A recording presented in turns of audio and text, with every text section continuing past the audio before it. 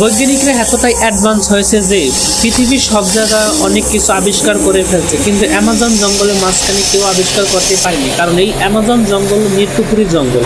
এইখানে কেউ একবার গেলে সে আর কখনো জীবিত ফিরতে পারে না, কারণ এখানে অনেক বিজ্ঞানিকরা গেছে কিন্তু সকালবেলা তাদের মরদেহ পাইছে। কারণ এখানে রাত সূর্য অস্ত গেলে এখানে অনেক ঘন্টা নিস্তব্ধ হয়ে যায়, বাতাস থেমে যায়, কারণ এখানে গ্রিন অ্যানাকোন্ডা দানব শিকার করতে বের হয়।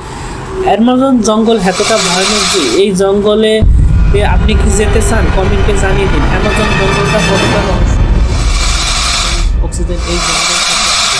এই অ্যামাজন জঙ্গল কতটা